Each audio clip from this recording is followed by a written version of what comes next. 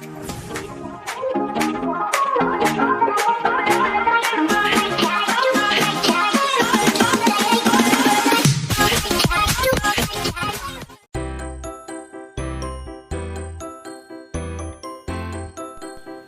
hidup dapat dibedakan dari benda tak hidup karena memiliki ciri-ciri kehidupan. Secara mendasar, ciri-ciri kehidupan diantara lain sebagai berikut. Setiap makhluk hidup pasti melakukan pernapasan, yaitu menghirup udara untuk mengambil oksigen dari luar ke dalam tubuh dan mengeluarkan udara yang banyak mengandung karbon dioksida dari dalam tubuh. Pada hakikatnya, proses pernapasan dilakukan untuk memasang kebutuhan setiap sel akan oksigen. Keberadaan oksigen dalam sel sangat penting dalam proses respirasi untuk memperoleh energi. Melalui respirasi, setiap sel akan memperoleh energi kimia dalam bentuk ATP yang dihasilkan dari oksidasi molekul organik. Ciri kehidupan yang kedua adalah memerlukan nutrisi. Pada hakikatnya, makhluk hidup memerlukan makanan untuk memperoleh energi dan juga digunakan untuk merakit molekul, sel, dan jaringan baru. Makanan yang dikonsumsi mengandung molekul organik yang diperlukan oleh tubuh, yaitu karbohidrat, lemak, dan protein. Molekul organik tersebut sangat syarat akan energi dalam bentuk ikatan kimia. Ciri kehidupan yang ketiga adalah bergerak. Untuk melakukan sebuah aktivitas, makhluk hidup pasti akan bergerak.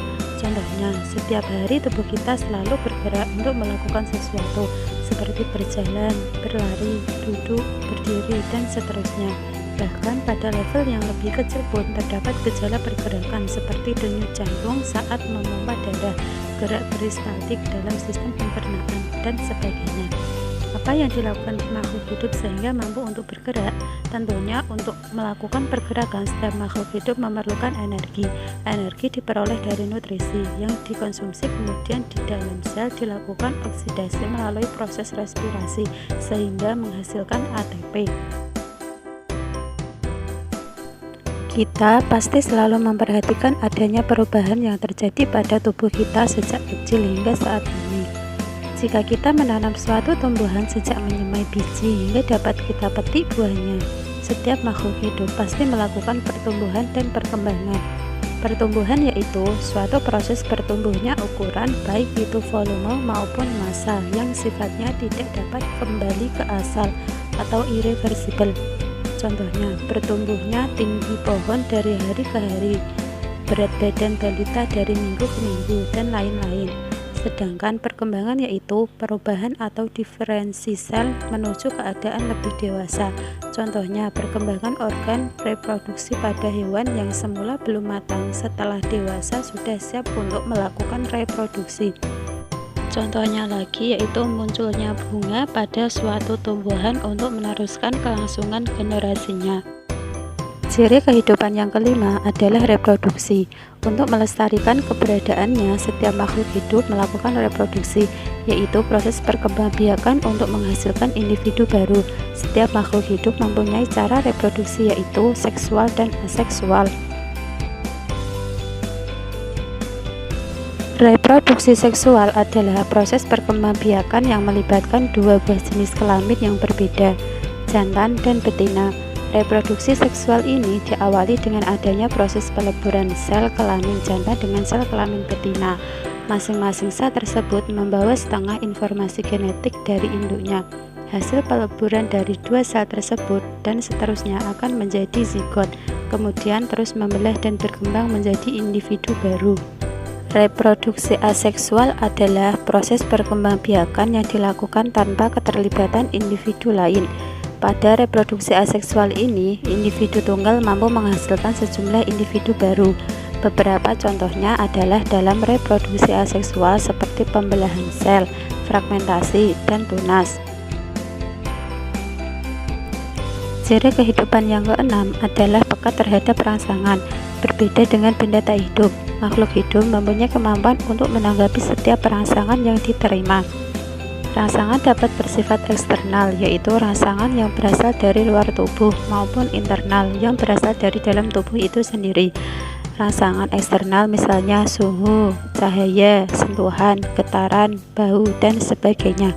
Misalnya, Pohon jati akan merespon terhadap tingginya suhu pada musim kemarau dengan menggugurkan daunnya. Contoh lain adalah daun jagung yang menggulung pada saat cuaca panas. Mengapa daun jati gugur dan daun jagung menggulung? Tumbuhan tersebut sebenarnya merespon terhadap rangsangan luar berupa tingginya suhu. Semakin tinggi suhu, maka semakin tinggi pula penguapan air. Oleh karena itu, agar tidak kehilangan banyak air, maka pohon jati merespon dengan menggugurkan daunnya. Sedangkan pohon jagung akan menggulungkan daunnya.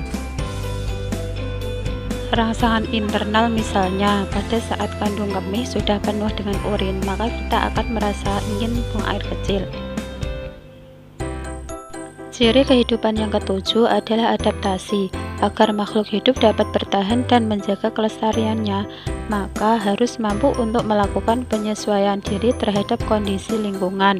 Kemampuan ini disebut dengan adaptasi. Bentuk adaptasi ini dapat dibagi menjadi 3 bagian, yaitu adaptasi morfologi, fisiologi, dan tingkah laku. Adaptasi morfologi merupakan penyesuaian bentuk tubuh terhadap lingkungannya. Contohnya, pada tumbuhan enceng gondok agar dapat mengambang di permukaan air, bagian tubuhnya sangat didominasi oleh parenkim udara. Contoh lain yaitu pada kaki bebek yang mempunyai selaput agar mampu berenang dan juga berdiri di atas lumpur saat mencari makanan.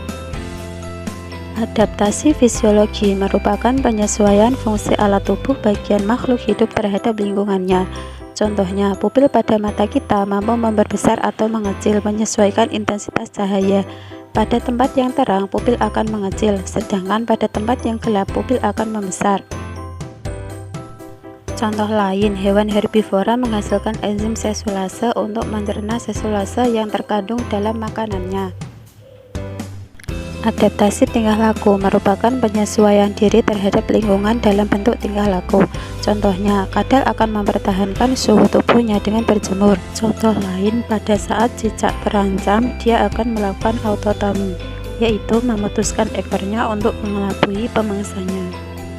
Dari kesimpulan di atas, makhluk hidup dapat berkembang biak, bernafas, bergerak, memerlukan makan iritabilitas, ekspresi, dan beradaptasi. Sedangkan makhluk tak hidup tidak bisa.